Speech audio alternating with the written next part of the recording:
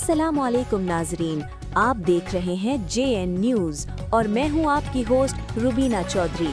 सबसे पहले नजर डालते हैं आज की अहम खबरों पर। हरुणाबाद से हमारे नुमाइंदे राना शहबाज अली से हरुणाबाद में मेडिकल स्टोर किराए के लाइसेंस पर चलने लगे। नॉन क्वालिफाइड स्टाफ और गैर मियारी अद्वियात की फरोख्त का सिलसिला धड़ल्ले से जारी। कम उम्र बच्ची बनाई से मरूम, महकमा सेहत पर संगीन इल्जाम आयद।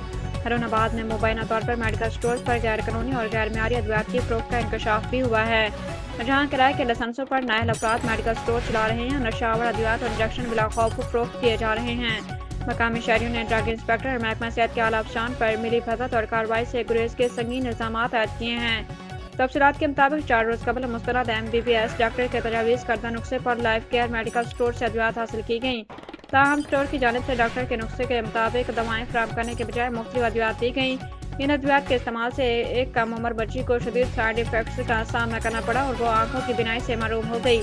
बच्ची के वालिद ने अद्वियात और नुस्खा लेकर मुतल्लिका डॉक्टर से रजू किया तो डॉक्टर ने तस्दीक की कि अद्वियात वो नहीं जो उन्होंने तजावीज़ की थी। मुतासरा बच्ची को फौरी तौर पर साहिवाल आंखों के डॉक्टर के अस्पताल मुंतकिल किया गया। ताहम ताहाल उसकी बिनाई बहाल नहीं हो सकी।